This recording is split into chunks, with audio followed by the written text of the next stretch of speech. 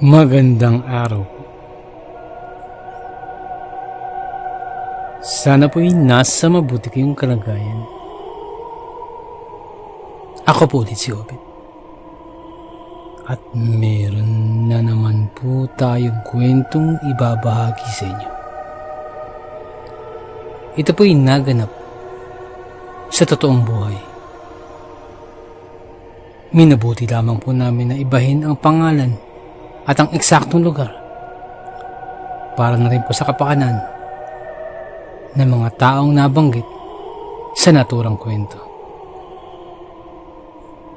Pakinggan natin.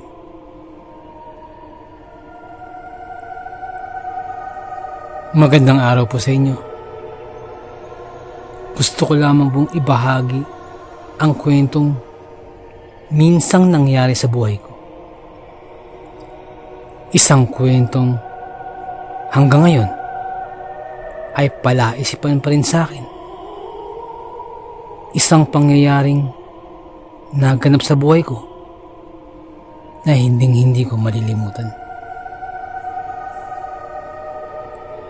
Ako nga po pala si Rogelio. Pero tawagin niyo na lamang po ako sa pangalang Rogie.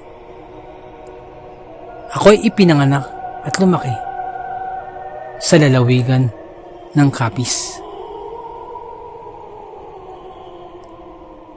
Pero hindi kami malapit sa karagatan na kagaya ng inaakala ng iba. Parang ang lugar namin ay sa bandang gitna ng probinsya. Maganda ang aming lugar. Malapit kami sa mga bundok. Malayo sa dagat. At panay mga naglalakihang puno. At panay luntian ang makikita mo sa kapaligiran. Pero ganun pa man, ang aming tirahan ay malapit lamang sa highway. Hindi naman literal na katabi lang ng kalsada pero lalakad ka pa. Pero hindi naman ganun kalayo. Kung tutuusin, mula sa aming tahanan ay matatanaw mo na ang highway. Ganun siya kalapit. At nasanay na ako sa lugar namin na yun. Pangkaraniwan na lamang sa akin ang tunog ng mga sasakyan at maging ang kanilang mga bosina. Malakas, mahina, iba't ibang klase na mula sa iba't ibang klaseng sasakyan. At habang lumalaki, nakasanayan ko na ang tumambay sa tabi ng kalsada. Kagaya ng aking nabanggit kanina, ay magandang aming lugar. Yun nga lamang, kung minsan makakaramdam ka rin ng pagkabagot. Lalo na kung sa araw-araw ay yun ang palagi mong makikita. Simula pa nung batang paslit pa lamang ako, yun ang aking nakikita.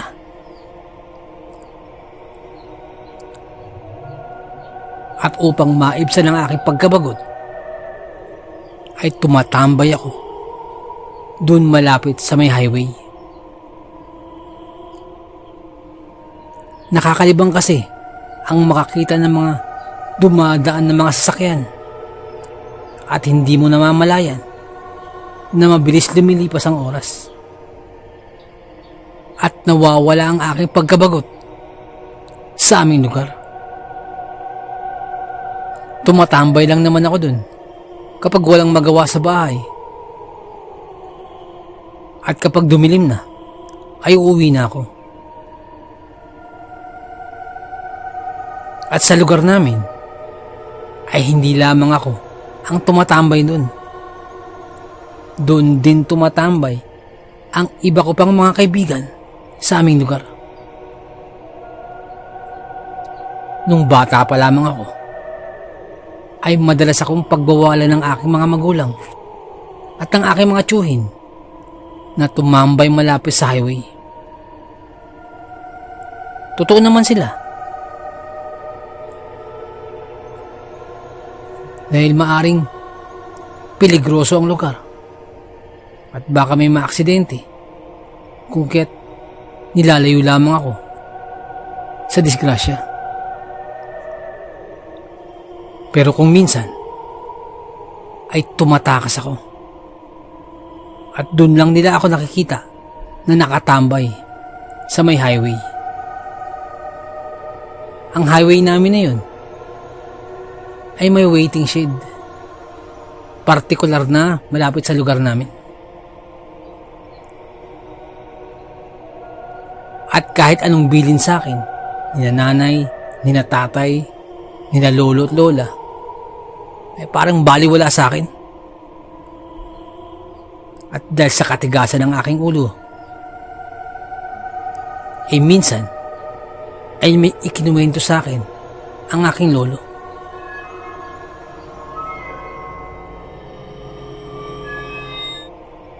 Ang totoo niyan ay marami naman talaga akong naririnig na kababalaghang kwento sa aming lugar. Subalit,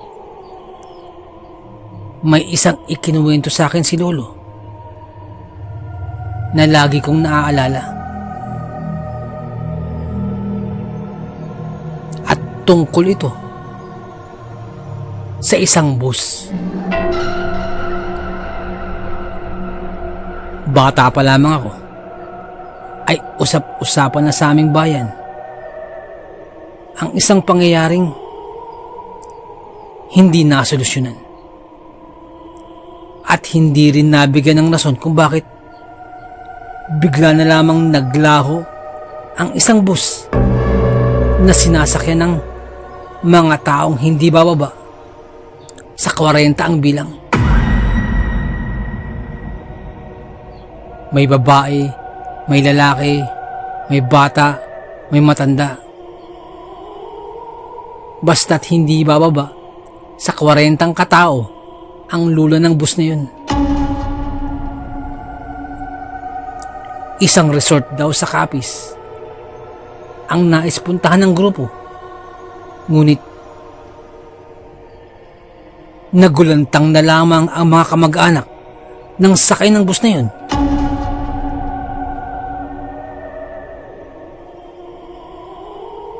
Sapagkat buwan na ang lumipas, ngunit wala pa rin sa kanila ang nakakauwi. At hanggang sa kasalukuyan ay wala pa ring balita kung ano na ang nangyari sa biyaheng iyon. Pati ang mga investigador ay wala man lamang makitang ebidensya kung bakit bigla na lamang silang naglaho.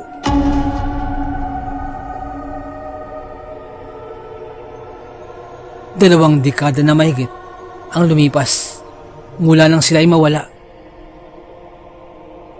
At wala pa ring matagpo ang katawan kung sakaling namatay man sila sa isang trahedya. At ang mismong bus na kanilang sinasakyan ay hindi rin natagpuan.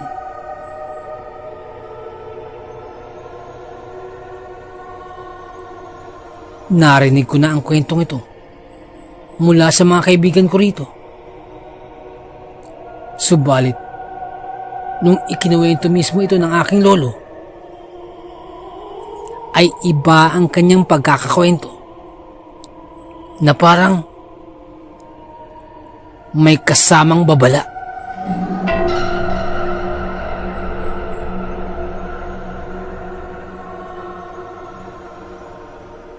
At mariin akong sinabihan na pakaiwasang tumambay malapit sa highway dun sa may waiting shed.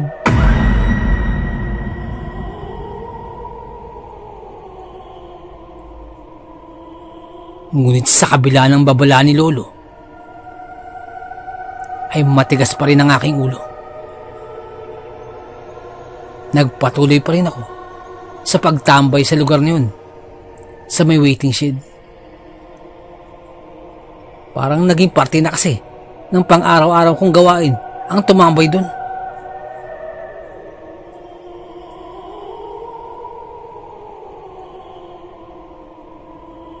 Isang Sabado ng umaga, madaling araw pa lamang nun, at maaga akong nagising.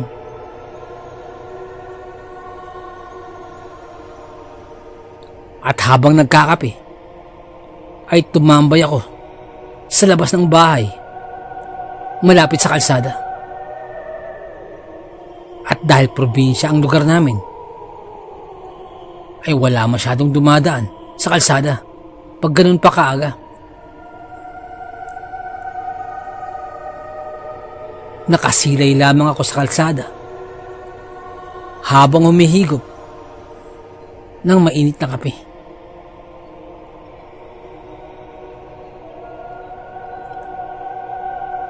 Nakailang higop na ako nang may narinig ako na parang ugong ng isang sasakyan na medyo may kalakasan ang tunog nito.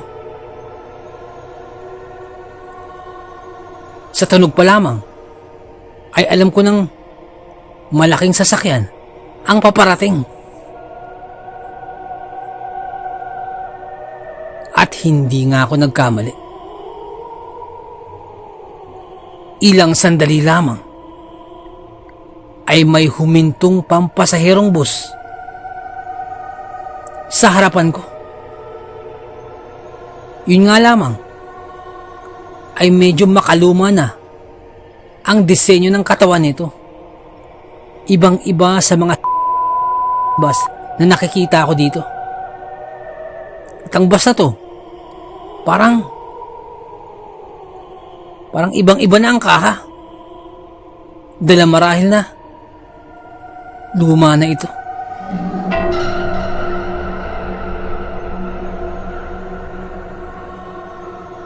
Pansin ko mga pang 2000 to 2008 ang disenyo ng sasakyan na yun. Ganun ang kanyang tema. Ibang-iba na sa itsura ng bus ngayon.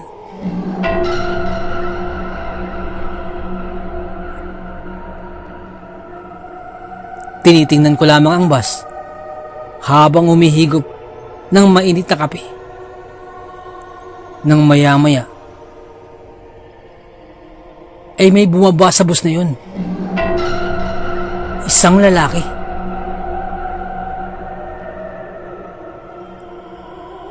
At pagkalabas pa lamang sa pintuan ng bus, ay nagpalingalinga muna ito. At saka tumungo na sa kinaroroonan ko sa may waiting shed. Nung makalapit ito sa akin, ay nagtanong ang lalaki. Ang suot ng lalaki ay malaking damit na polo shirt at jersey na short, habang nakatsinelas lamang ito. At iba rin ang disenyo ng kanyang tsinelas. Hindi yung parang mga tsinelas ngayon. Yung parang may mga strap pa ang tsinelas niya. Yung dating design pa.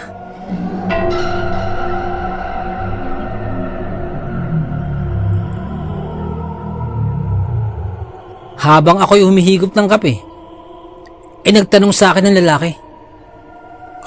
Pare, pwede mo magtanong?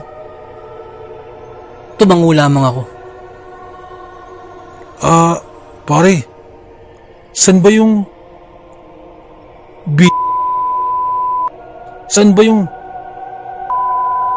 na resort? Tanong nito sa akin habang nakangiti. Sir, yung sir, ano po?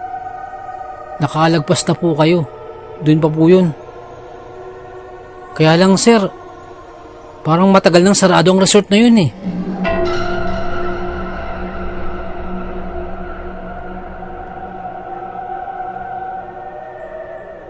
Sagot ko naman sa kanya. Ha?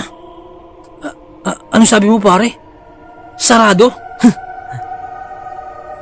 Baka nagkakamali ka. Kagagaling lang ng mga tropa ko dun eh. Kahapon, dun sila galing. Paano maging sarado? Dagdag pa ng lalaki sa akin. Naku sir, hindi po maaari yun. Hindi po maaaring kagagaling lang nila dun. Sapagkat halos isang dekada na pong sarado yun. 2010 pa po yun sarado. Sarado ng resort na yun. Tugon ko sa lalaki. Tandang-tanda ko yun sapagkat sa tuwing may okasyon o may birthday sa aming pamilya, ay doon kami nagdaraos ng kasiyahan. Sapagkat ang resort na yun ay malapit lang ito sa amin. Tandang-tanda ko pa na kakagraduate ko pa lamang nun ng elementarya. At siyempre rin ay karawan ng isa ko pang kapatid. Kung kaya't dun naisip nila nanay na dun i-celebrate ang okasyon. Kaya nga lamang, pagpunta namin dun, ay sarado na ang lugar. Nakakandado na ang gate ng resort. Tandang-tanda ko yun. Taong 2010 yun. Kaya hindi ako maaaring magkamali. At kung sakaling magbukas man muli ang resort na yun, siguradong malalaman sa aming lugar, lalo na sa aming sityo, sapagkat malapit lang talaga ito sa aming lugar. Mga bagay na nasa isipan ko noong mga sandaling yun. At bahagya akong natigilan sa narinig ko mula sa lalaki. Ilang sandali pa'y muling nagsalita ang lalaki. Ano yung pare? Sarado na yung resort? Niloloko mo ata ako eh.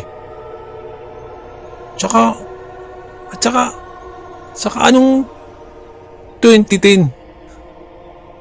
Year 2000 pa lang tayo ngayon pare.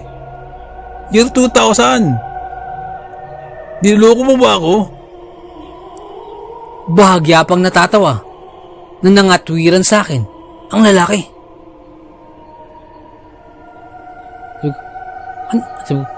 Anong year 2000? Bigla akong naguluhan sa sinabi ng lalaki. Anong year 2000? Ngayon? Year 2000? Hindi. 2019 na ngayon. At isinarado ang resort 2010.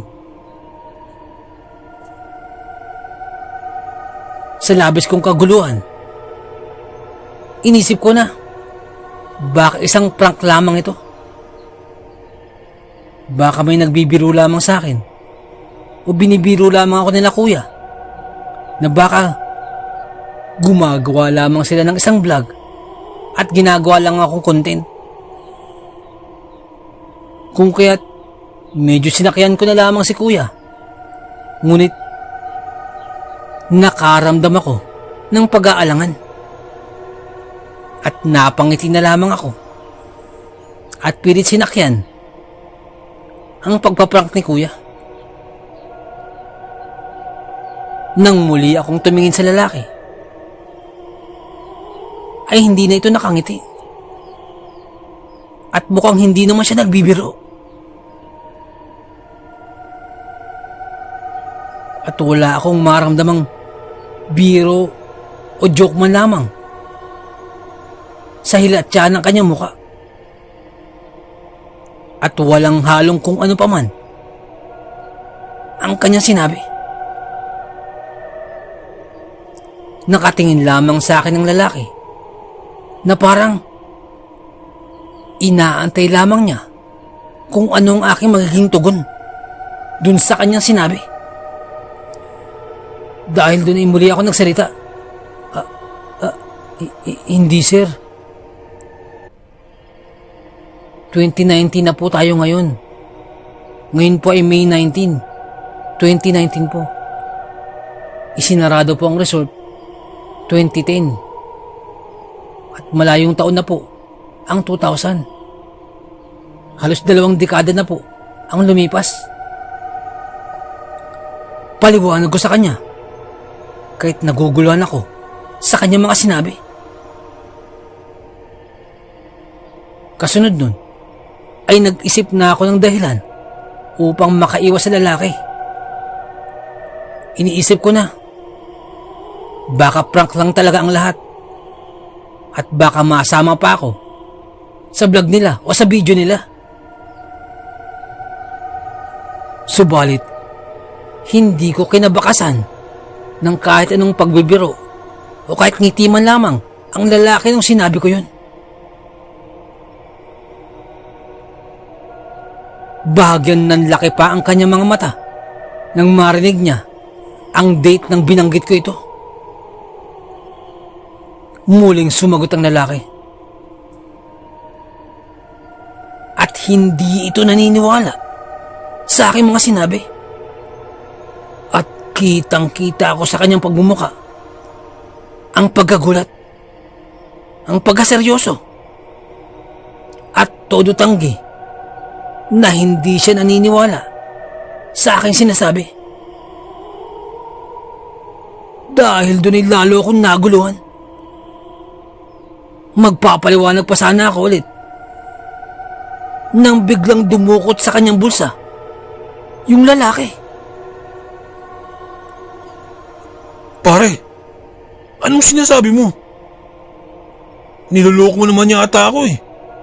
Sambit ng lalaki. At mula sa kanyang bulsa ay kinuha niya ang isang bagay na sinlaki ng pangkuskos ng yelo sa halo-halo. Pagkalabas nito ay may pinindot-pindot pa ito. At saka ko pa lamang napagtanto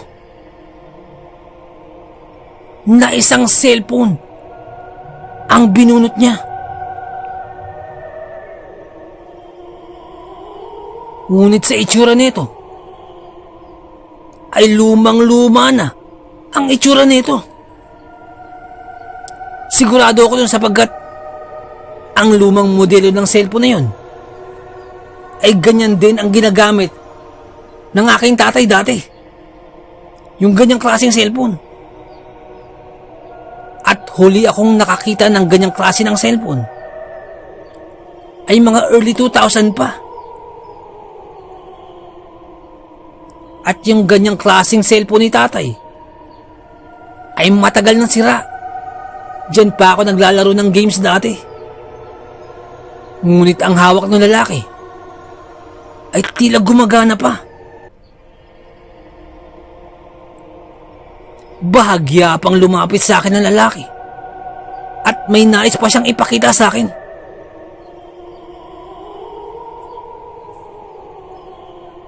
Ngunit bigla akong kinilabutan noong mga sandaling yun. At kamuntikan ko nang mabitawan ang hawak-hawak kong tasa.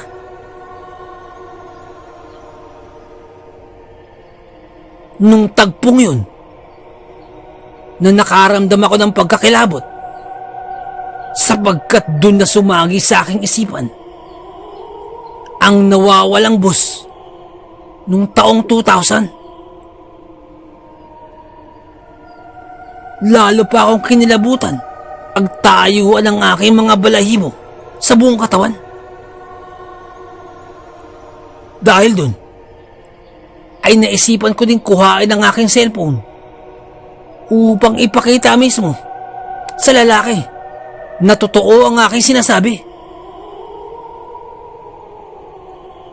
Nung hindi pa ito naniniwala sa akin, ay akma ko lang kukuhanin na aking cellphone at ipapakita ko na sa kanya ang oras at date nung araw na yun.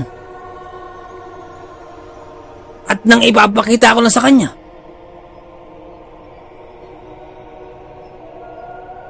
biglang napaatras ang lalaki. Parang nagulat siya nang makita ang hawak kong cellphone. Nakita ko yan. Kasunod nun, nakita ko rin na bumaba pa ang isa nitong kasamaan na isang babae at may hawak din na parang lumang cellphone na meron pang antena. Biglang nagsalita ang lalaki. Pare, teka lang ha. Dahil doon ay nagsalita muli ako. Sir, kung gusto mo, tatawag ako ng pulis. Tatawag ako ng pulis para ipagbigay alam na naliligaw kayo o nawawala. Sandali lang, sir. Pautal-utal kong sabi sa kanya.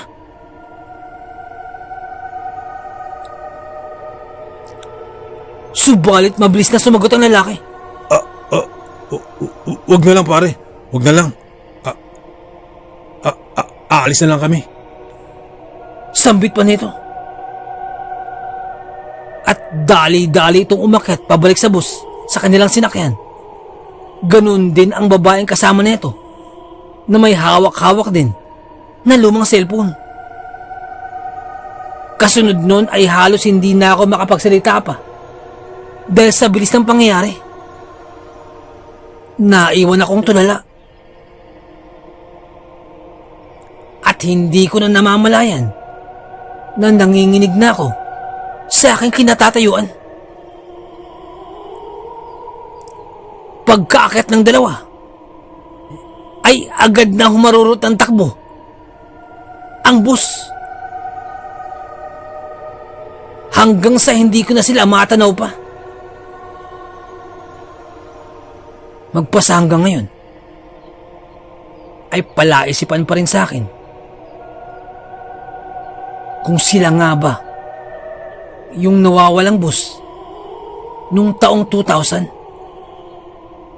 Pero papaanong sila yun? At bakit sila umalis nung binanggit ko na tatawag ako ng pulis? At bakit nung makita niya na ang hawak-hawak kong cellphone ay napaatras ang lalaki? Mga katanungang naglalaro sa aking isipan magpasa hanggang ngayon. Bukod pa riyan, ay parang walang ibang taong nakapansin sa bus na yun maliban lamang sa akin.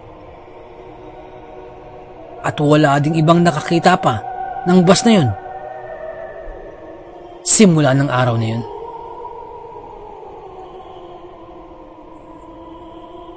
Napakahiwaga ng ating mundong ginagalawan. Napakaraming bagay ang mahirap ipaliwanag, pero nagaganap. Hanggang dito na lamang po. Salamat sa pakikinig. Magandang araw po.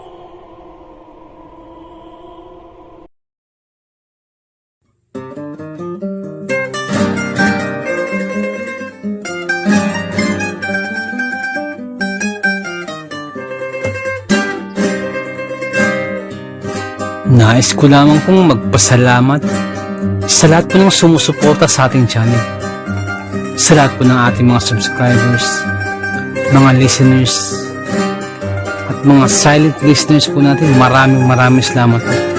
Ganun din po sa ating mga OFW listeners mula po sa iba't ibang bahagi po ng mundo. Maraming salamat. Ganun din po sa mga silent listeners po natin, at sa mga listeners po natin mula po sa iba't ibang kapuluan po ng Pilipinas. Maraming salamat po. Sa mga nagpapadala po ng kwento, sobrang salamat po. Sobrang laki pa sa salamat po.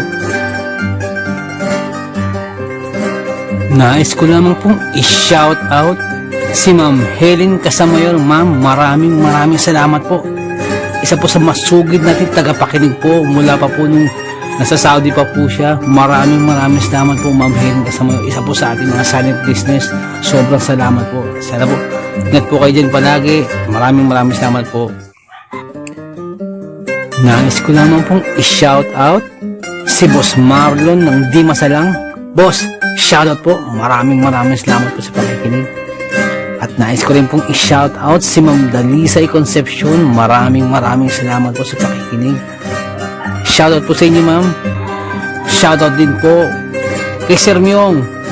Boss, maraming salamat sa pagbisita sa ating channel. Maraming salamat. Kay Sir Myong Herminio Viterbo, shoutout po sa iyo. Ingat po palagi. And also, belated happy birthday po kay Ma'am Ani Apruebo. Belated happy birthday po. More birthdays to come. More blessings and good health. Shoutout po sa inyo. Maraming salamat po. Nais ko lamang pong i-shout out si Ma'am Mary Asilar dyan po sa may UK. Shoutout din po kay Ma'am Ani Apruebo, kay Ma'am Ani Viloria, at kay Boss Baby Langka. Shoutout po. Maraming salamat po. Shoutout din po kay Ma'am Janet Verga dyan po sa may Qatar. Shoutout po kay Ma'am Liza Arcega. Shoutout po.